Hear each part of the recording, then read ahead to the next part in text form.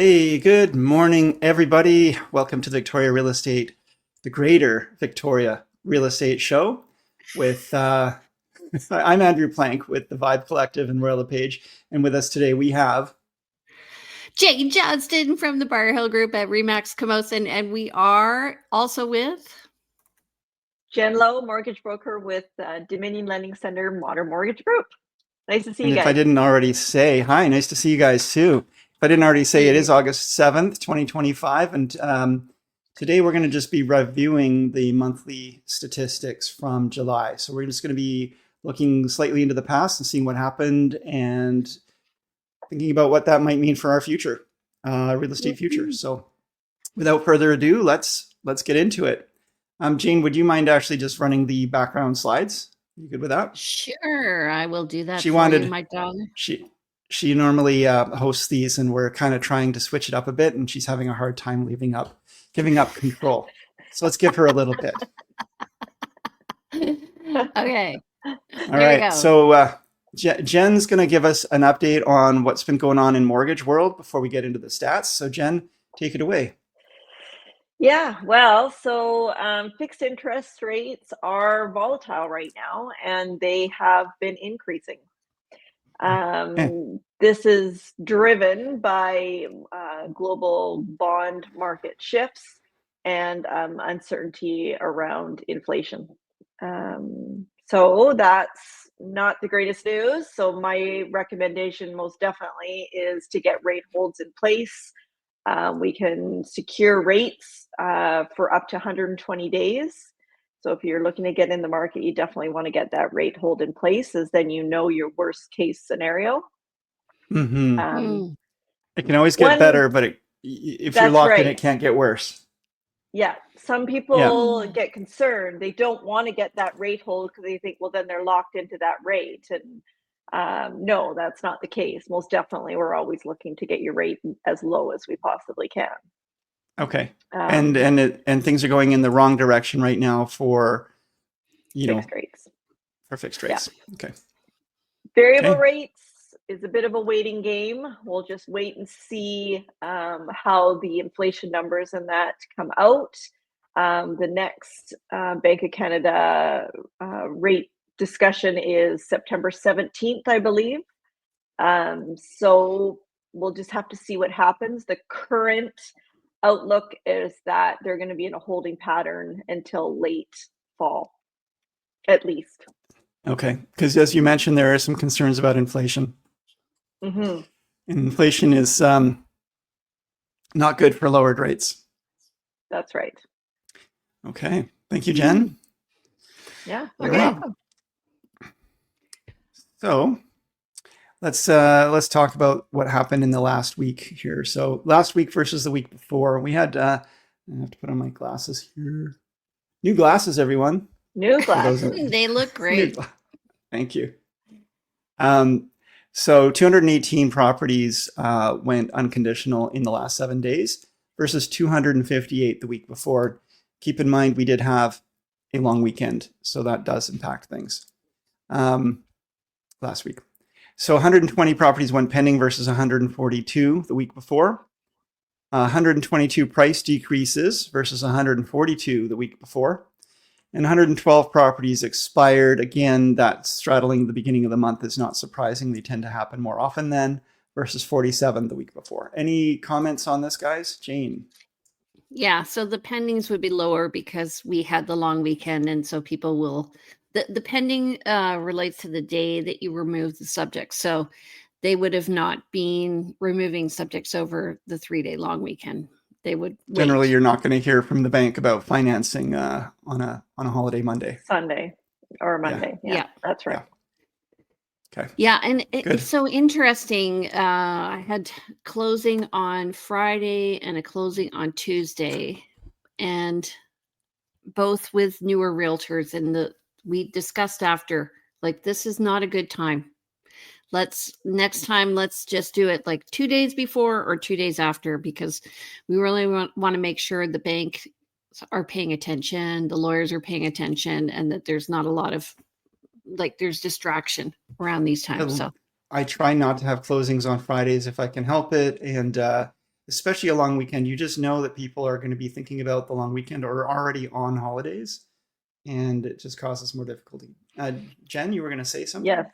No, that's so true. I mean, in our mind, we're just geared to, it's like the end of the month, beginning of the month, or the 15th. But if at all possible, your lawyer, everyone would be so happy if you had a closing date on, let's say, the 20th of the month. It's just not nearly as busy. It's also easier to book movers because they're all Mhm. busy at the end of the month, and it's really hard to, if you're put into any delays, you could get bumped from your moving because they can't accommodate the change. So yeah, I mean, but not everybody has that luxury. They're a No, Yeah. renter of course. moving into a new home. They need to be out at the end of the month, that kind of thing. Yeah. Yeah. But you can arrange for the move in a few days later so that you have time for the tenant to be cleaned up and out. It's too stressful, especially Yeah. on a Friday of a long weekend. Yeah. Okay. Yeah. Next one. The list to sale ratio this week was 55.05%, and that's compared to 55.04 last week. So It's like we're right on track. parallel. Yeah, they're just exactly the same. Okay. Weird. Okay, and net unconditional sales. So because we did the stats and Monday was a holiday, we only had 47 for the month of August so far. That's compared to 545 for last August last year. And we are at 55 53. 53 new listings. That's compared to 1,043 for August of 2024.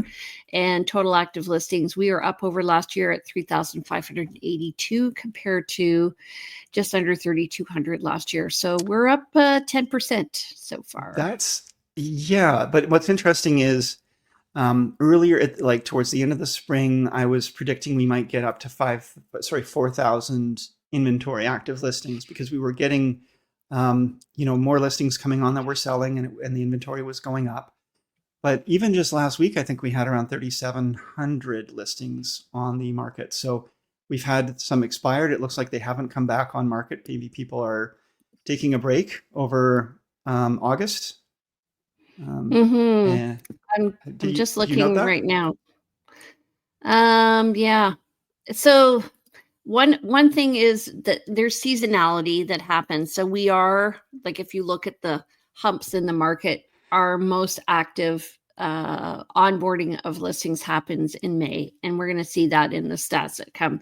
So it's not going to be growing throughout the year. So what Andrew's saying, though, is that the sales are on par with the new active listings that came on, and we're seeing activity. So that's good. I mean, I feel that we're going to have a good end to the year. Actually, I feel like we've got a bit of pent up demand happening and people wanting to get in. So I think it's going to be good.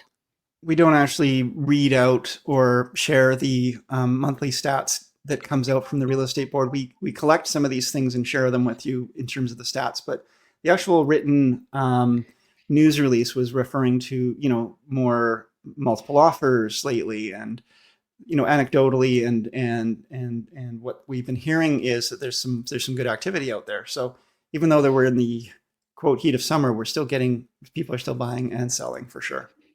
I think it has to do with what the listing price is. Like if the seller is reasonable on the listing price, then we're going to see activity on the buying end, because if people are still holding out for 2022 prices, they're out to lunch.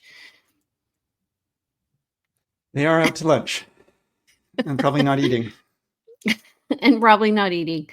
Okay, so let's look at the stats.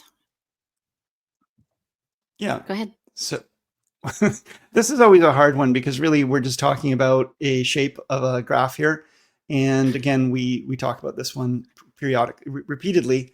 And the seasonality does come into play here, and the annual cycle as well. So you can see that in July 2023, 2 years ago, the market was still moving in an upwards swing from July, August, September, and it kind of peaked in October 2023 and then started to come down into the winter time. Ramped up again for the spring in 2024 to a peak around June. and then dropped a little bit through till August with a slight bump again in the fall of 2024. Dropping down again in the winter as it usually does. And again with this year we've seen that rise again. And if you're looking at like a tide table or something, you could see that we're a little bit of a higher tide than we had the last couple of years in terms of active listings. We've come up higher in inventory, and we reached a peak in June again. So we always reach this. We seem to reach this peak sometimes earlier, sometimes later, June, July, August. And it looks like we're now on the downside of this cycle as we go back into a lower inventory period towards December. So it's interesting. I was speaking to a realtor the other day who works primarily in Oak Bay, and they were saying they are not going to be listing any properties in August because everyone's away. And I was like, this is kind of a self-fulfilling prophecy, you know, like if we aren't expecting listings, or if we're predicting that there's no activity, there's no activity. But, you know, people are taking the summer off. Yeah. I think we need to leave room for that, though. I don't think it's healthy I think that if someone needs to sell, we need to have and advise them to have their property up on market. And there's the reality that people do take vacations and people are away. And it's kind of like saying, you know, shops are closed on the weekend. So, you know, if there's nobody there to do business, you don't want to be there. You want to try to track so you're there when the business is happening. At the same time, we do ourselves a disservice by saying, well, let's work this long weekend. Let's push this. Let's make this happen. Let's make offers for review on a Friday night. We tend to try to force things into times that don't actually work for everyone. And if we can, let's try to make it work for everyone more broadly. Right. Yeah. Well, we learned that during COVID, you know, when we'd list something and then we review offers on Sunday, we'd be like, why did we do this to ourselves? So commercial realtors are really good at controlling this. They tend to work 9 to 5, Monday to Friday. And residential realtors are more responsive and working more on an emotional level. So, but I do find now, like with some of my sales, the offers are out there in terms of the time to respond is longer, which is good. So it means there's still urgency, but we have time to actually think. You're not given just 2 hours to reach your clients, have them consider an offer, and to give a response before the offer expires. So that's a little bit more respectful, and it's also just a reflection of current market conditions where people know that there's more time, and they know that maybe putting pressure on a seller is counterproductive. But yeah, I just want to say when that happens, really you're doing a disservice to yourself as well, because if you give somebody an offer and you have a 3-hour timeline, just remember you're probably going to have a 3-hour timeline in response, because the seller is going to expect you to respond in the same timely manner that you want. I think at this point, it's probably an important thing to say, you know, we're talking about what's convenient for us as realtors and this and that. And what we also are always trying to consider what's best for our clients. And I think when we're talking about offer review times and those kind of things, if it's in our client's best interest to do it on a Sunday, or that's when they're available, that's when it happens. But if all things being equal, it could be a Sunday or a Monday, let's put it to the Monday and stop doing things that make us bend over backwards, everybody bend over backwards to force something into something that didn't really have to happen that way. Yeah. And same for those negotiation times. Yeah. When I got into real estate, I started doing open houses on things like Mother's Day weekend and Father's Day, because I was like, okay, well, I'm available all the time. And then I realized this is just a waste of time. So yeah, you can't force it sometimes. It's a recipe for burnout is what it is. And then you're not, you know, when you're available to everybody, you're not really available to anybody. Right. I've gotten smarter as I've gotten older. You're older and wiser. Do you want me to do this graph? Yes, please. All right. So I like this graph. This is your favorite one, isn't it, Andrew? It's my favorite. I think it shows the ebb and flow of of listings. So as Andrew was saying, the bars are reflecting the total MLS listings, and then the line is reflecting the sales. And to be honest, like, people watching, they maybe are not as bored with this as we are, because we see it all the time. So just remember that to a lot of people, this is new information, but what you want to see is line is in relation to the bar.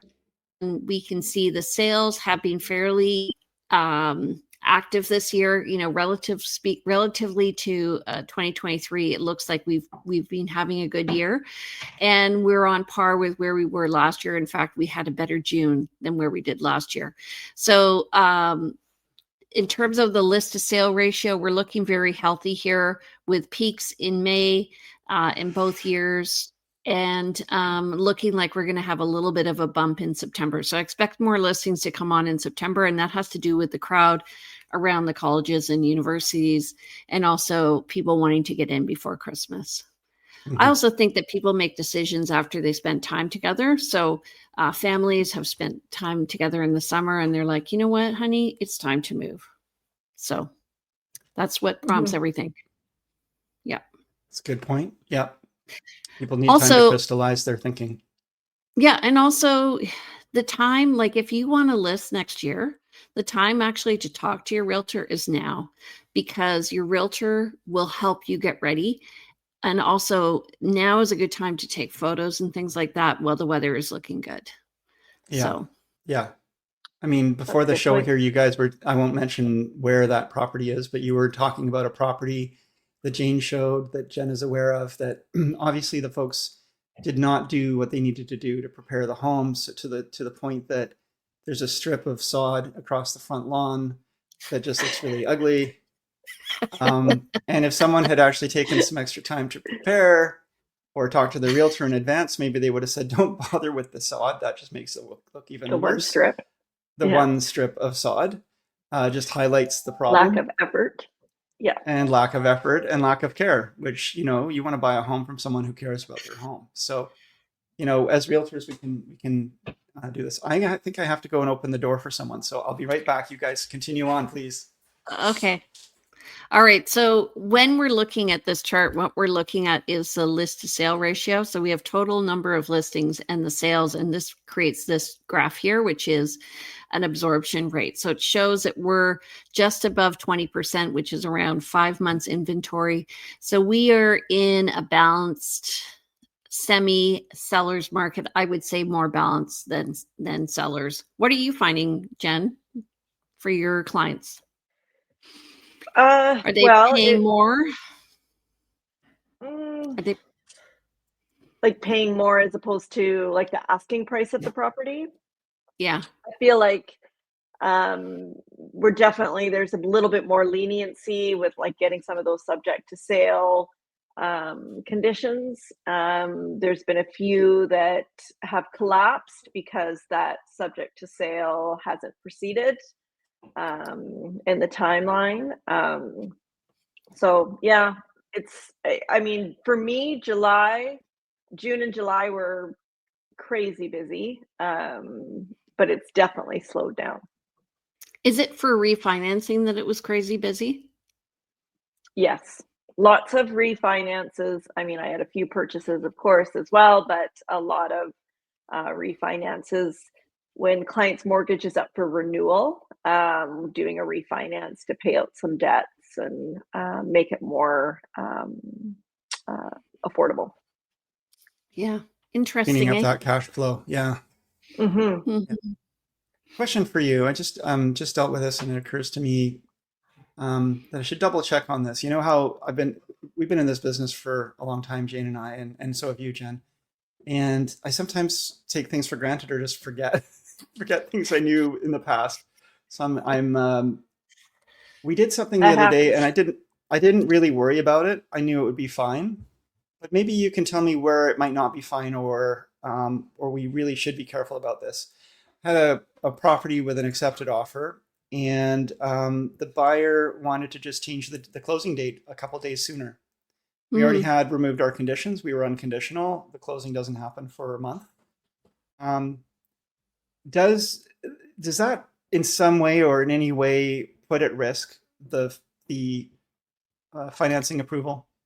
And if so, how, and what are the risks and so forth? It shouldn't. No. I mean, if you're a month out, a couple of days won't make a difference. If you're a week out, like I've got one right now that we've got, like the subject removal is today and it closes August 18th. So if they decided then, okay, we're going to change the closing date to August 12th, that's not going to work. Right. Right. What can affect it though is if you do a price change, right? So more than $10,000, then it has to go Any back. price change, because that's been a big stressor for realtors that don't know. So if you're doing a price reduction at the same time as you're removing conditions, I get the strategy around that. That's huge to get that price reduction. But at the same token, if it's a significant price reduction and if it's because the roof leaks, that's going to be a problem. So what is considered significant? Like I'd say around 10,000 and up. Okay. Interesting. So it is even though the buyer needs less money now to purchase, and it's put them in arguably a better financial position, the lender might see that as a flag and then look more closely at the property. File? Is that okay? Yes, they want to know the reason for the price reduction. Which is one thing we've always said is don't, and this is maybe why lenders are alive to this, but you don't ever want to put into a price reduction amendment, buyer and seller agree to reduce the price by $20,000 due to mold found in the attic. Like you don't put that in. Yeah. The reason in. You just say buyers and sellers agree to reduce the price by $20,000. Yeah. And then it still creates a flag, but it doesn't actually highlight the flag. Double underscore it. Interestingly, I had that happen where the buyer reduced the price and the seller was upset because the buyer didn't identify what the deficiency was. And I'm like, there's a reason why this is the way it is. And we basically don't want to raise a red flag. So, but in this case, it didn't matter anyway, because it was a senior and they were buying with cash, but still. So they were downsizing. So it was easy. Anyway, it happens. Okay, you ready to go back? Yes. Go ahead, darling. Okay, so what we've got here is our value over time of single family homes. This is going to be the average home price. And, you can see back in July 2023, we were higher than we are today. We were up around almost 1.4. It's 1.375 or so for an average home price. Today, we are under 1.3. So we've definitely come down off of a peak. We did reach a bit of a peak in the spring, and we tend to see this when there's a bit of enthusiasm and everybody's kind of all in the market at once. It puts more pressure on prices, but it looks like that was a bit of a anomaly. Anomaly. It wasn't enough to sustain, so it's come back down off that peak. And this is showing when the properties are completing. So this is when the activity was in February. So just looking, I'm just going to take us back to here. So the list to sale ratio in February, it's interesting, eh? But the number of sales, so the completions, they follow the pending. Anyway. So now you're basing that on an average of saying like, well, let's say every couple months or 3 months, or why do you say February for that? Because February's for April, many months ago now. Oh, for the I'm April just saying peak. February. Okay. For the April peak, yeah, that the sales. Saying on I always average, think February's a good month.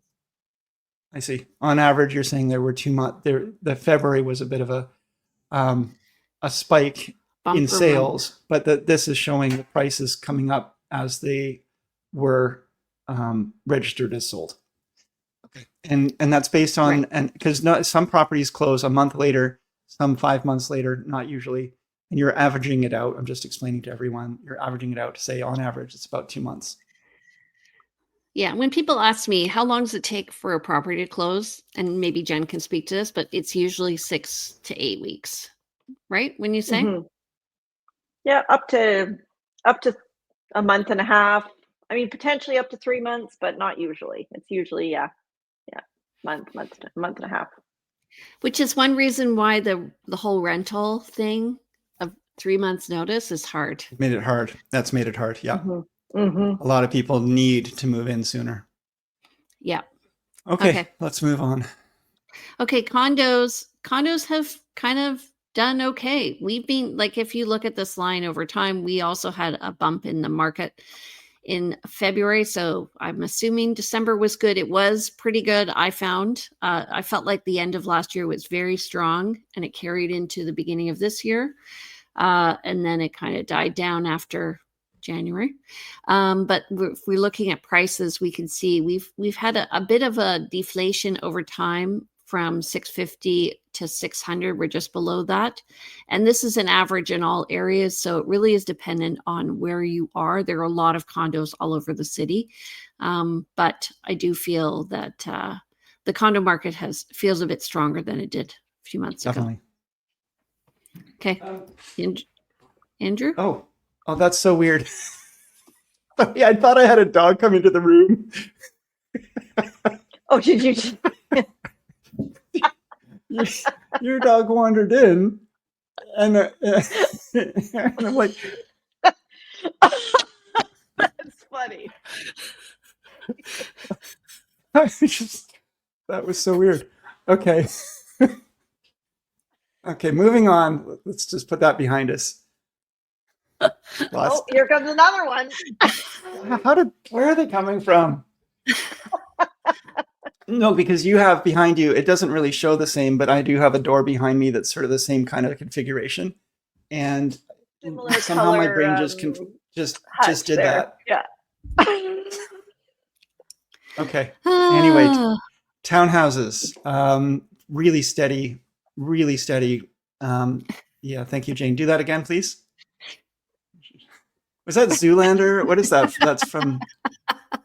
I don't know. Yeah. Okay. Well, it's been Oh. steady, and we've been in and out within kind of like the range between 800 and 850,000 average price for a few years now, with just one kind of little outlier to that in the winter of 2023. So that's row townhouses, and I think at some point we're going to break out of that. I think townhouses are always kind of a middle, in the middle area where I think as we see an aging population start to age out of their homes, we're going to find townhouses, I think, are going to be the next not big, but I think they're going to bump in value. I think it depends on the configuration of the townhouse. So, for instance, I just noticed I didn't just notice. You're right. But the configuration of multi-level townhomes, I think, for aging population won't work. But if we go to what is called stacked townhouses, like they have on Maltwood, where you have single level and you have all the benefits of a townhome, but more flat configuration, that will do well. Right. And then there's definitely some like 3-level townhouses in Happy Valley, for example, which are not going to at all appeal to anyone who's aging. But I'm definitely thinking more of a traditional townhouse, maybe 1.5, 2 levels, but generally 1 level. Or, I've seen some with elevators. Yeah, what's interesting is in Sydney, they have a lot of these multi-level townhomes. I have a listing, and you get people looking and you're thinking, okay, the ideal demographic for that is maybe 40 and 50-year-olds or people with children, but it's the people with money who want to buy them and who want to live in that area. So it's design wise, I think there's an opportunity there for an active person if they don't mind stairs. Great. Yeah, no, for sure. Place to live. Yeah. Okay.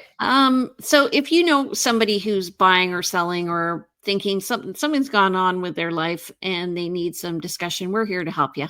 So please share this to anybody who you think might be.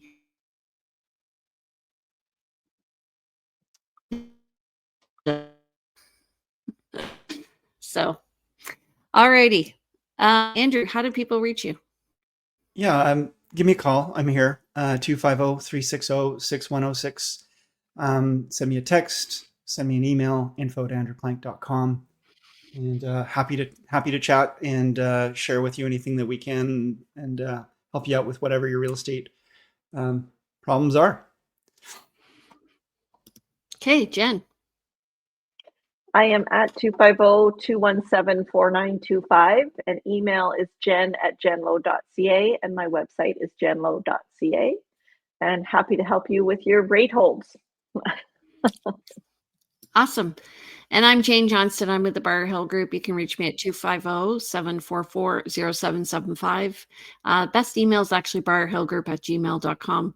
And you can visit me and my team at briarhillgroup.com or follow me on Instagram, realtyteacher_remax_Victoria. Andrew, off, buddy. Sorry. Oh, yeah. You were cutting out a little bit there, but yeah, thanks everybody for watching. Really good to see you all. Appreciate you. Tune in every Thursday, 9:30 a.m. We will see you next week. And I think I've got to come up with a topic for next week. So we'll announce it soon. Awesome, guys. All right. We'll see you all next week. Bye. Take care. Bye, Bye-bye. everyone.